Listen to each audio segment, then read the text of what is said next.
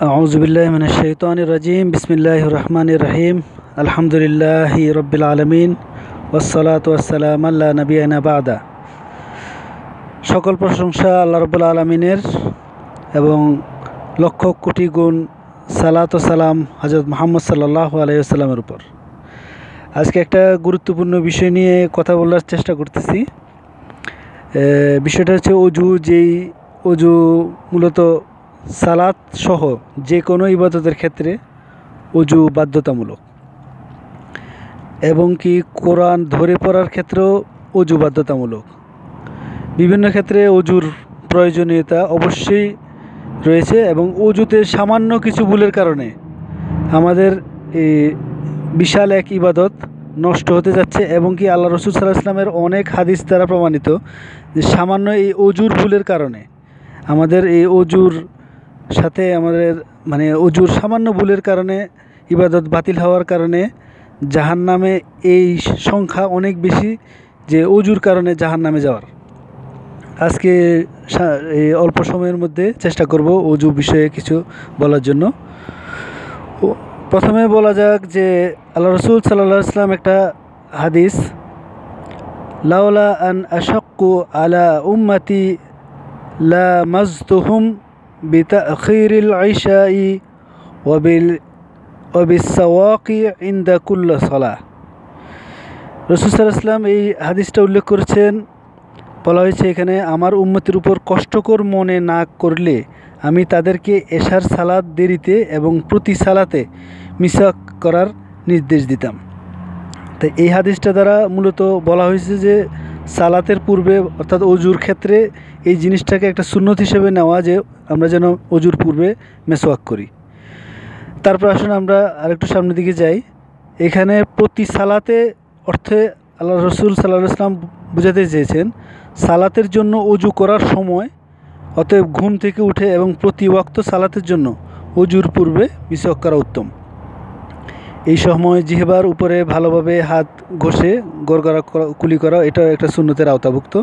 এখন আসে আমরা জানি অজুর যে তরিকা, অজুর যে আহকামগুলা, এগুলো আমরা একটা একটা করে বর্ণনা করি। প্রথমত যে অজুর নিয়ত আগেই সবাই জানেন, যারা সহিহ আকীদার মানুষ সবাই জানে যে নিয়ত মুখে বলার প্রয়োজন নেই। অন্তরের নিয়তই হচ্ছে, অন্তরের পরিকল্পনার নামই হচ্ছে নিয়তের ক্ষেত্রে আপনি মাথায় থাকতে হবে আপনি অজু করছেন এইরকম নিয়ত, এবং কি আপনার অজুর উদ্দেশ্য নিয়েই আপনি পানি ব্যবহার করছেন, এই নিয়তটাই হচ্ছে অজু।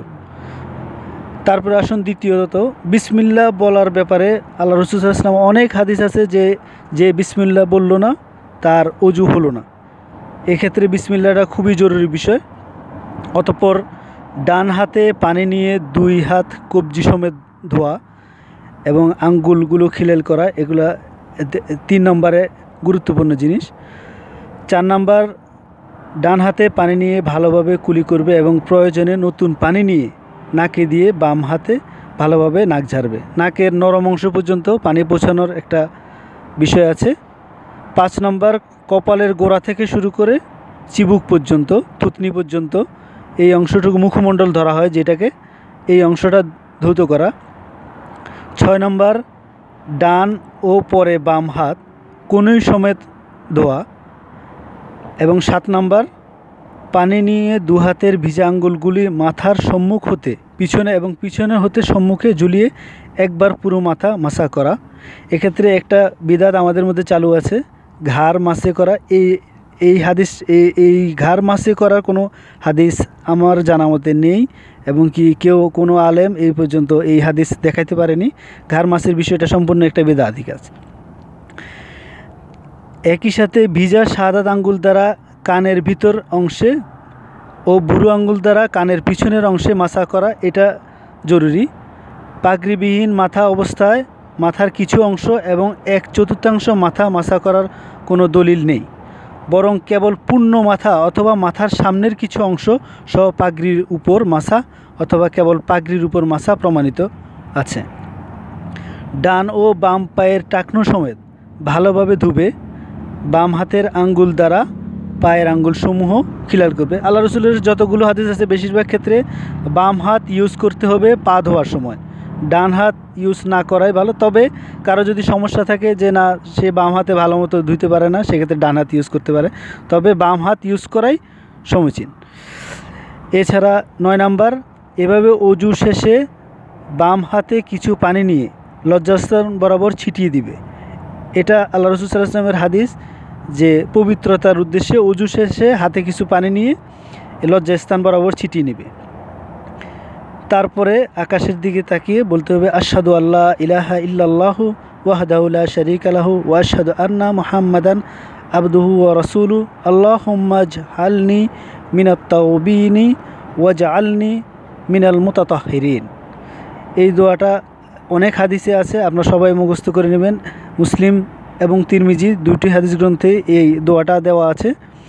তারপরে আমরা দেখে নেবেন, এভাবে আপনারা চেষ্টা করবেন অজুকে শুদ্ধ করার জন্য।